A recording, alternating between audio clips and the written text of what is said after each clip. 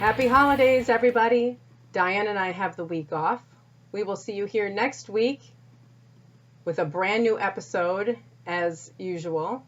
This week, we are going to be replaying our number one most downloaded episode, Alcohol Consumption and Breastfeeding.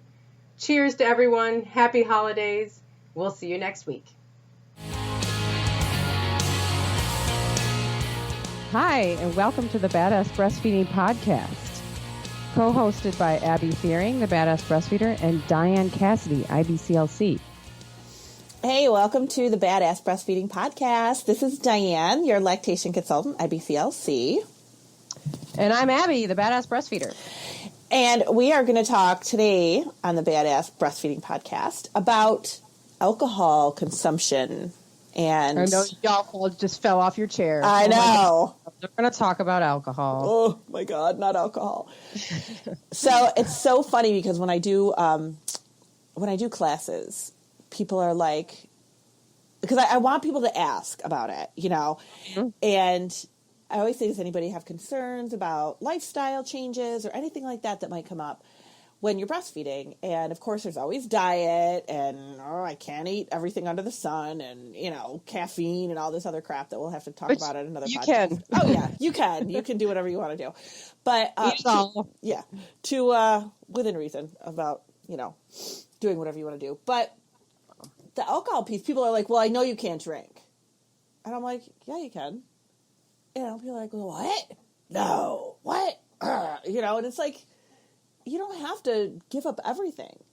I know, but I think that is the big thing that comes with breastfeeding, right? Is like this is how breastfeeding has become so marginalized and so taboo, is that over 100 years, it was made out to be so hard, and there's a lot of ways that on purpose, like is like actually an agenda, to make breastfeeding seem hard and not good and not the choice you want to make. Wouldn't it be just easier to buy this formula? And that's fine. You could totally buy formula. But the thing is that a lot of the stuff that has come up about breastfeeding just isn't true. Right. That's where all this stuff comes in. It's like, well, you can't do this and you can't do that and you can't, you'll never be able to go in public again and your boobs will sag to your knees and and it's like, this stuff is just not true. And so, I feel like since we're doing a whole podcast about this, we could start off by saying alcohol is not, it's not like health food. It's not good for you. We're not saying that like you really need to get alcohol back in your diet. You're not, alcohol is, it's not like it's not something that you need in your diet. Right. But culturally, it is something that we do. And if it's something that you do and you would like to do, then you're okay to do it. And we will get into the details about why it's okay to do it. But also, if you don't want to do it, then don't. It's okay if you also don't want to do it. I've had a lot of moms, I think it's a really good point to say, like, it's definitely a social thing. It's not like we're out here going, okay, everybody go get a glass of wine right now. It's right. You need your broccoli, your spinach, and your glass of wine. Like that's not what we're doing. But I think for one thing, you're pregnant a long time. And for some women who are trying to get pregnant, you're really holding off and not doing a lot of these things for a very long time. And sometimes people just want to know, is it okay? Maybe they don't really want to, or they were never a drinker to begin with. I had one mom that was like, I just want a beer so bad. I don't even like beer, but I see my husband drinking it and I want one. Like, it's just that mental piece of you can't do it. It's psychological. We see, we have been kind of conditioned in our culture to think of it as like, relaxing and something that will, something we could do at the end of the day to just, treat ourselves or something like, right. We're working really hard as moms. And, we think, oh, that would be just really nice to treat myself to that. I have had, like, the biggest times I get questions about alcohol is around the holidays and at the summer. There's weddings you're going to, there's picnics you're going to, it's a social thing. And people are doing, like, here and I don't know where everybody else is in the world, but here in upstate New York where I am, it's a huge wine country here.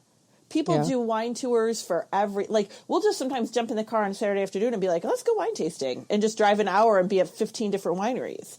It's fun. And people do their bridal parties out there and, just all kinds of stuff. And if that's the kind of atmosphere you're in, you don't want to be like, oh, I'm breastfeeding, I can't do that. It's just, that's not what that's not a reason not to. It's not. Right. It's not a reason not to drink. If you have other reasons that you don't want to drink, that's fine. But breastfeeding in and of itself is not a reason not to. Now, we got to get into things like sleeping with your baby. Yeah. Being able to care for your baby. These are things that you have to think about. You don't have to think about putting your baby to your breast because it's actually, we'll get into the numbers. I can give you the exact numbers if you want. But after I had Exley, it was nice because I used midwives that time who I had their phone number. So I could just text them, as they were leaving. They're like, just text us if you have a question. And so I had him on a Thursday morning and I was just obviously in bed. And then Friday night, I planned my big night out on Friday was going to be to make it to the living room. And so, I was like, I'm going to go sit in the living room on Friday night. And so I went to the living room and I was like, oh, I kind of want a beer. And so I texted my midwife. I was like, can I have a beer? And I knew because this is my second baby. It's not like I was, but I don't know. I just wanted to see what her reaction would be. And she was like, I can't think of anyone in the world who deserves a beer more than you. Right. And I was like, oh, she was like, and she said, common sense rules apply. Mm-hmm. She said, it was a whole thing. It was like, okay, you just had a baby, so you're going to take a shower. Don't take a 15-minute super hot shower. Yeah. And I'll faint. Don't have 6 beers.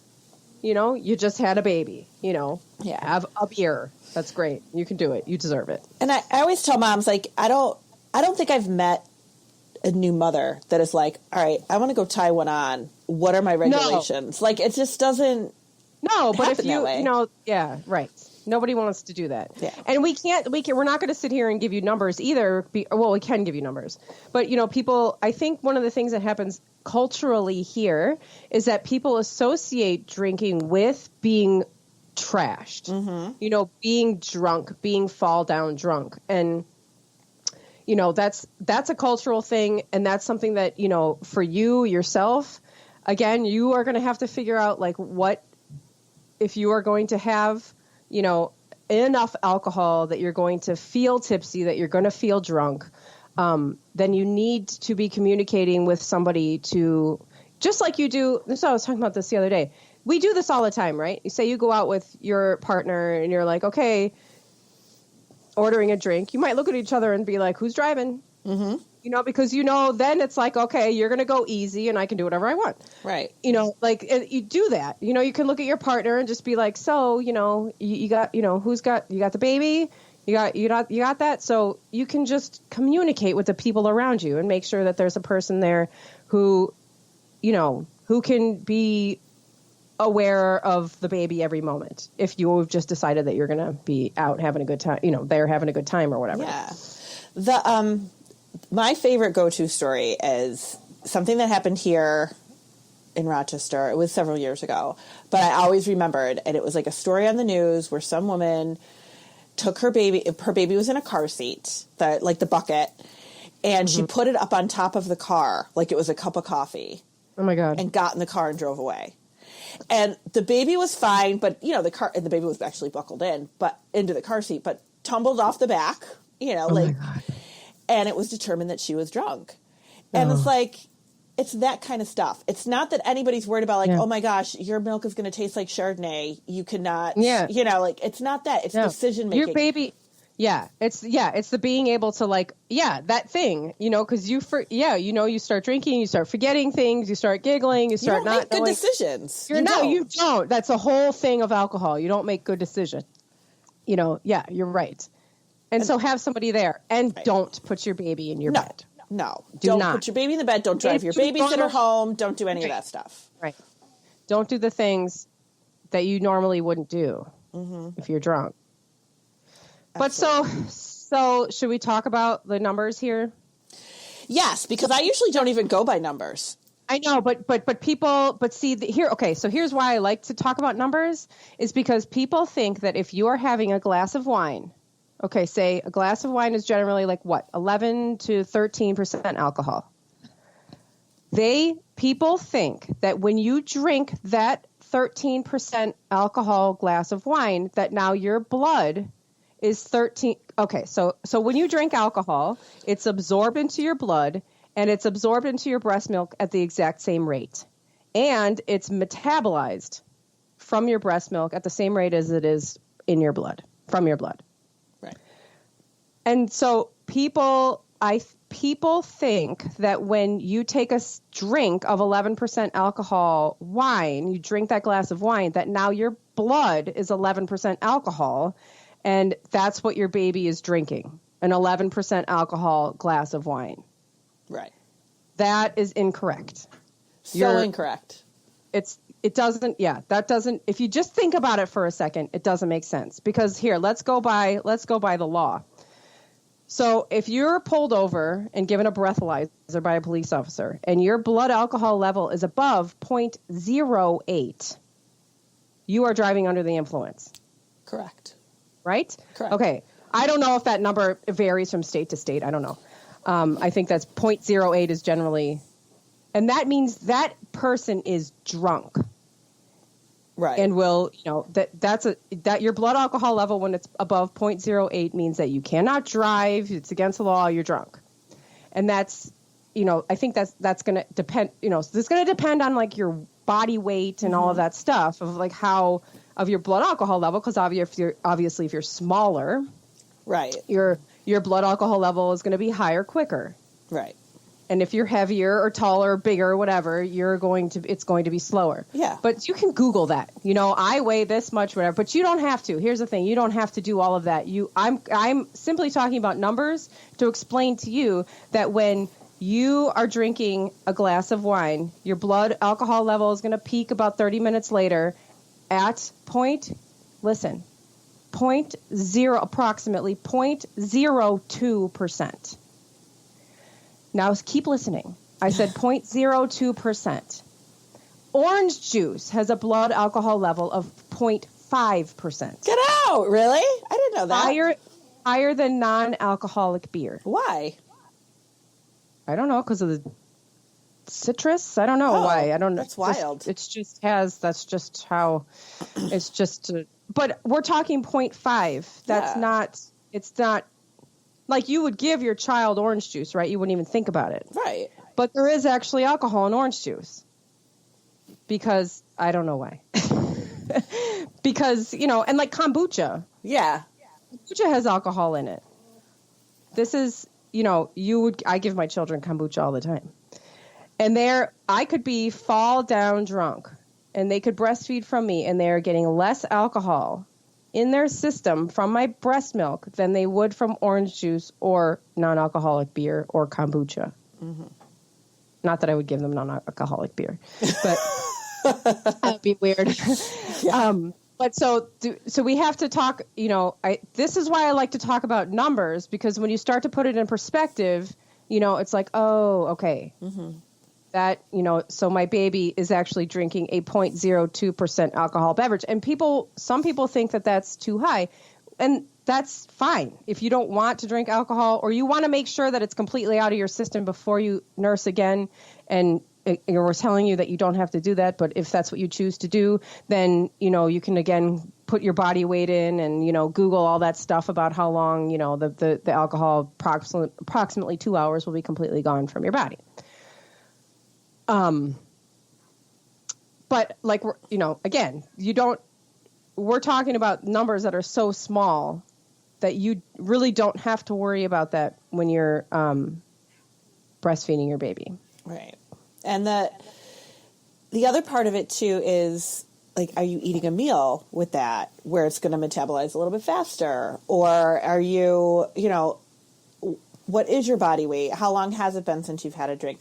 People think that if they pump and dump the milk, that's getting the alcohol out of the milk. And it has nothing to do with that at all. You're just dumping milk down the drain. Pumping and dumping. That's the thing. Yeah, that's another thing. And, what I usually tell families is, if you feel fine, you're fine to breastfeed. So if you are being sensible, you're like having a glass of wine with a meal, maybe right after you breastfed and the baby's going to sleep for 2 or 3 hours. Like, if you were really that concerned about it, then that is a sensible way to go. But it's not, it really is very, very safe. Yeah, and this is why this is why I go with the numbers, because people can say, oh. And again, I think there's something, also I read a comment on Facebook the other day that I thought was so true.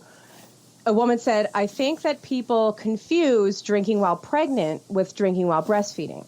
That could be. And it's true. When you have a baby inside your body sharing your blood, when you drink alcohol, your baby's blood is having the same alcohol content as your blood. Mm-hmm. And so this is a situation that's riskier.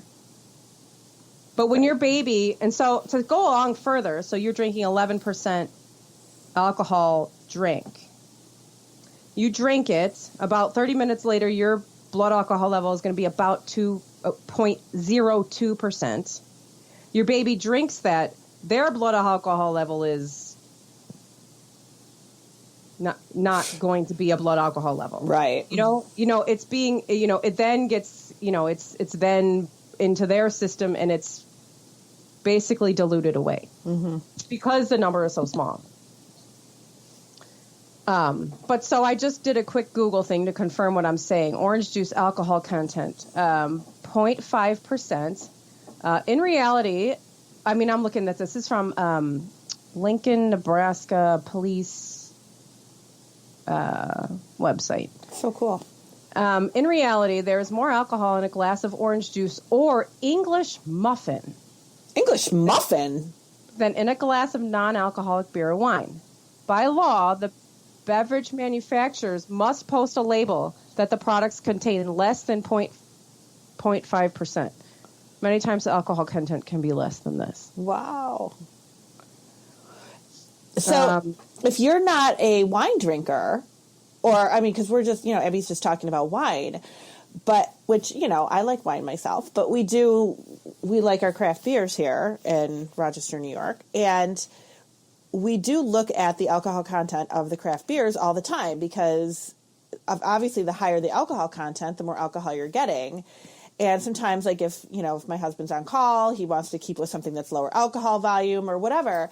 Mm-hmm. And you can get a beer that's like 4% alcohol, 5% alcohol. I mean, that's even, now you're cutting in half, even just what a glass of wine alcohol level is. Right. So it could be very, so small. And so, again, there's people, because this is also a cultural thing. And so people are going to be worried. And as much as I would like to say that we have completely, gotten rid of everybody's worries and concerns with this one podcast, that should occur. But if it doesn't, and you still want to avoid alcohol, again, you can just simply wait if it makes you feel better.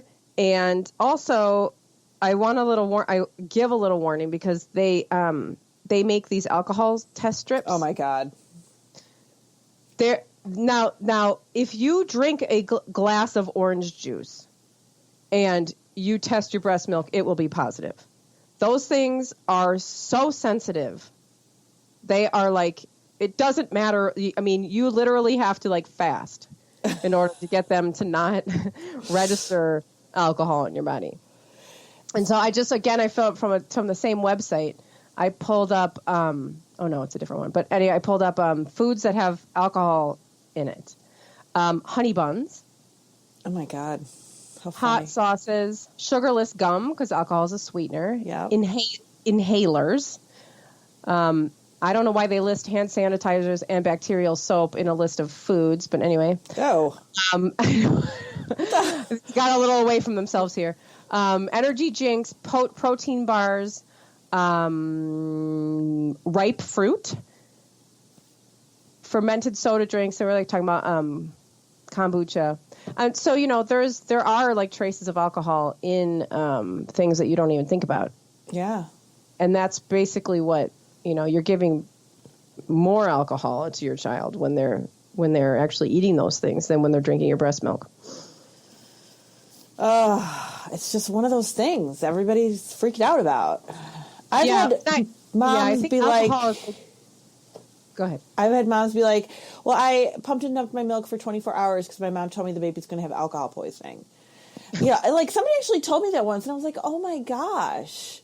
First of all, to think that you are poisoning your child is just, for anybody to tell you that you're poisoning your child is terrible. Right. Because you're not doing anything of the sort. But really, our point here is to just make sure that you know that, like, your life does not have to stop. You do not have to say, oh, I'm not going to, I can't have a glass of wine with our meal, or I can't, go out and do this thing, or I can't celebrate, this whatever, because I'm breastfeeding. And I don't want anybody to feel like they can't do something. Right. Just there's really, that's, and I think that's the thing as well. Yeah, that's it. It's like people, and this is one of the reasons people want to wean early, and they want to, they choose not to breastfeed to begin with is, breastfeeding seems really hard. Like if you, in our culture, the things that we've come to believe about breastfeeding, it sounds really hard. It sounds too hard. It sounds like you have to give up too much. And then I hear people are always like, well, why can't you just give up drinking for a year? I mean, it's your baby. Well, that's fine, except that there's no reason to. Right. You don't have to do that. If you want to do that, certainly that's the healthier choice. Again, we're not saying that this is something you need to have in your diet. It's like it's not a healthy choice. It's simply like a cultural thing. That's the social thing that some people do. And if you want to give it up, by all means, give it up. But you don't have to. You don't have to breastfeeding. But you don't have to because of breastfeeding. And caffeine's kind of the same way. Like it's people are always like, well, I gave it up for pregnancy. I really want to go back to it. Can I do that? Yeah. And really sensible for anything. And alcohol's no different than that. Just be smart about it. Be sensible about it. Yeah. Don't share a bed with your baby. I had I think that's a big warning. People, that's the big warning that has to go with this is do not share a bed with your baby. There's lots of people think that there's like 10 disclaimers that have to go with alcohol, and it's not. There's only one.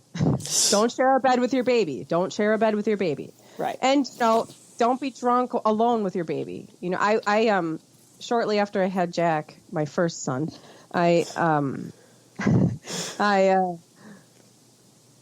I had some friends over. I was like, okay, I'm going to have my big night. My friends are going to come over. They're going to see my baby. And I finally got my hair done and all there, we're going to have a party. And Josh, my husband, he took over, my friends came over and we, played with the baby and we started drinking and then we drank some more. And at some point he took Jack to bed and he stayed with Jack through the night. Yeah. And and the next day I woke up and I breastfed him like I normally do and everything was fine. And I would have and I could have when I was drunk too. But because of the alcohol content. But right. I also, you don't want to be like holding your baby if you're going to drop him or right. Or again falling asleep.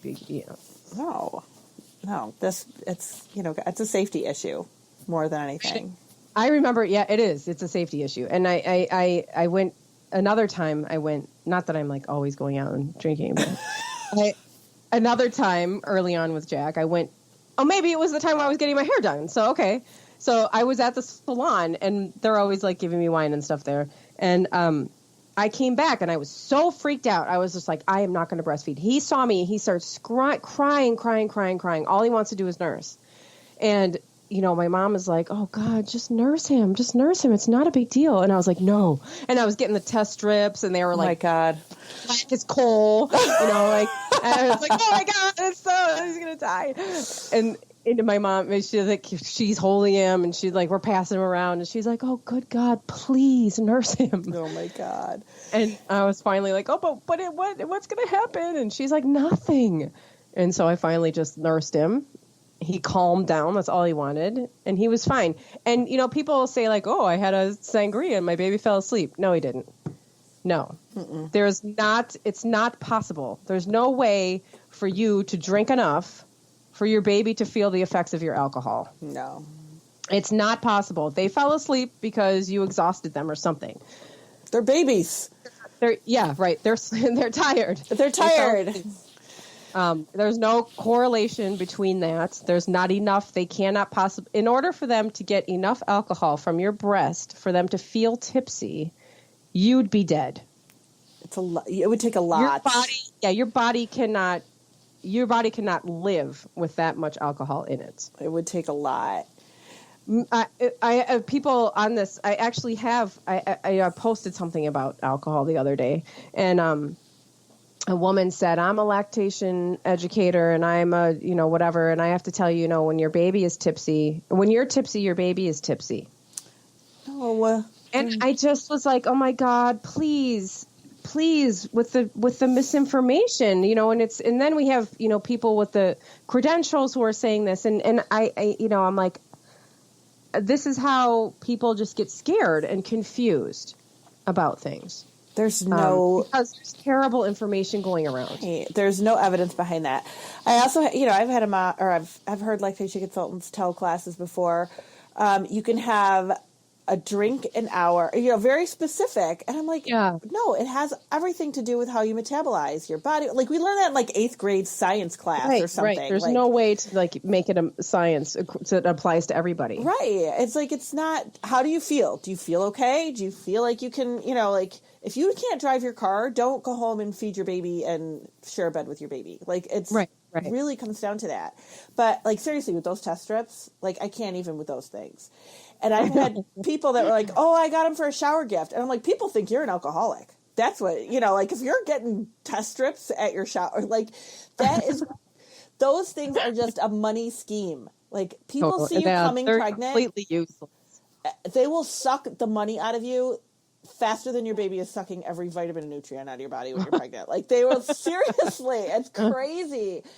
And they're just hanging up there by the registers and, this little add-on gift. Oh, yeah, get the test strip so your friend can go out and have a drink after she has her baby.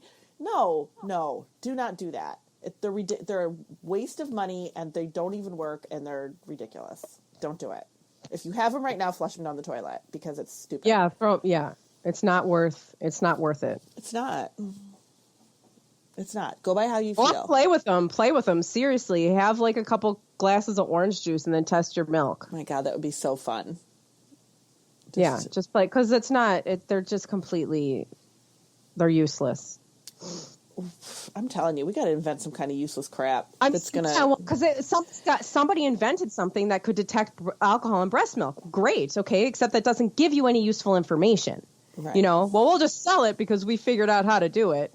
When all you're doing is causing panic across the nation of moms who just have a freaking glass of wine. It's true. It's true. When I saw those things come out, I was like, you have got to be kidding me. It makes me so mad. Like, it goes right up there with the misinformation. I'm just like, my head will explode. I cannot take it anymore with people that, and, it's like, and we buy into it because we want the best for our child. And we have this mommy brain that is not thinking clearly, and you're completely in a fog. And you're like, yeah, I can go out Friday night. Sure. Well, let's get the test strips. And it's like, that is not necessary. Well, and we're so wired to like worry about our babies. Like it's just another thing to worry about. And if they, and that's the thing, right? I mean, people make money off of worry because if you weren't worried about it, if alcohol wasn't, listen, there is not a single podcast going on in any other country about this topic except for America. They do not sit around in France going like, oh, I wonder if I can have a glass of wine. Like this doesn't occur anywhere else because first of all, this is like the land of the extremes, right? So, if you drink, then you're falling down drunk in the gutter. If you're, it's become, it's excessive. This is like we are excessive people. This, I'm not knocking America, God bless America, all that. But we get a little, a little panicky about things. And, there's a lot of taboos here. We get a little crazy about the bodies. We get crazy about alcohol. We get crazy about sex, and there, it's cultural, and people do not sit around in European or, whatever other kind of continent we have, wondering, like measuring out their alcohol and then putting test strips and then, counting and doing math. Right. It's just part of their, and I also will say I used to live in Europe, and I didn't see as many falling down drunk people as I see here in America. Like we are the, that's the land of the big gulp. We like things big and, wild, and, that's a wonderful thing, except sometimes, then it gets taken a little too far. Mm-hmm. And then we start to associate, having a glass of wine or moderate drinking being a part of your, your lifestyle. It gets associated with you being, drunk, you can't function. I mean, and that's not the reality for most moms. No, it's not. Like I said, I don't meet too many moms who are like, oh my God, I can't wait to go out and just like drink myself stupid. Right. It's not, it's more about being able to make decisions on your own without being told you cannot do this. Right, and then you get these I don't want to start saying the names of the organizations because I'll get it wrong, and I don't want to slam one if I don't need to. I'm happy to slam them, but I need to have my facts clear first. But there was like a big organization that put out you might know. They put out the women, breastfeeding women should not have more than this many, drinks or this, it was some warning about alcohol. Oh, God.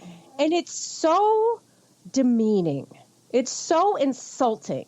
I do not need some government agency telling me, how to be a mom. This is like, people need to start being offended by this stuff. Mm-hmm. They don't tell men how much alcohol to have, while they're trying to procreate. That affects stuff too. Affects stuff, yes. It affects that, yes. But they don't. But it's like men. We're not trying to regulate men's every move, but we love regulating a woman's every move. Mm-hmm. And so we have these warnings about alcohol and where you're supposed to birth and how you're supposed to birth and how you're supposed to sleep and how you're supposed to do all this stuff. It's insulting. You are perfectly capable of making this decision for yourself and for your family. Everyone knows that alcohol is not health food. That if you drink too much, that you're going to be stupid and that you're not going to be making good decisions. These are things that you can decide for yourself. And, then we can give you some information about alcohol content in your breast milk. And that's some science for you to help you make that decision for yourself. Right. All logic seems to go out the window. Yeah, and let's not, and then when you see a mom who then decides to have, a glass of wine at dinner and she's at a restaurant, don't give her a dirty look. Don't be like, well, I went 7 years without drinking while I was breastfeeding. And, well, that's great. That's great, but we don't need to do, we're not putting everybody to our own, no. Everybody's not living life. Right. That would never be me. I'll tell you that much. Well, it's a tough conversation, but it's one of those ones. There's tougher conversations for me. There's ones that I'm like, oh God, this is really a struggle. But this one for me is easy. Yeah. The science is there. Your breast milk is not going to harm your baby if you're drinking. You could harm your baby if you're drinking. Mm-hmm. So have somebody there who, knows that you're going to be drinking and has agreed to stay sober. And don't sleep with your baby. Right. It's just common sense. That's really where it comes down to. And live your life. Right. And don't feel forced to change, make these drastic changes just because you became a mom. Right. It's not, don't believe the hype. You don't have to change at all.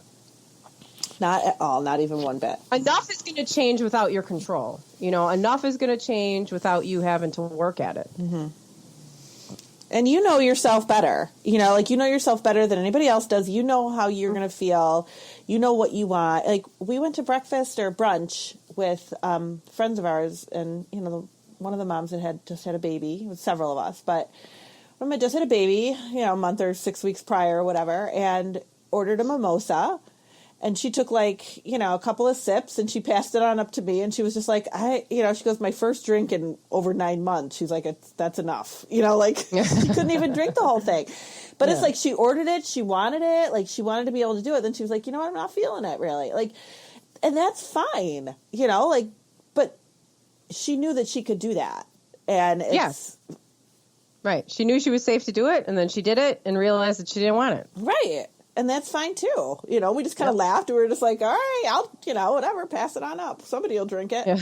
But it's, you know yourself. And she probably came into that brunch going, okay, I'm going to have a mimosa. I'm going to have breakfast with my friends. This is going to be great. And then, you know, was like, nah, you know, like, it's fine. Yeah. And maybe she started to go like, woo, yeah. You know, I just had a sip, woo. Yeah.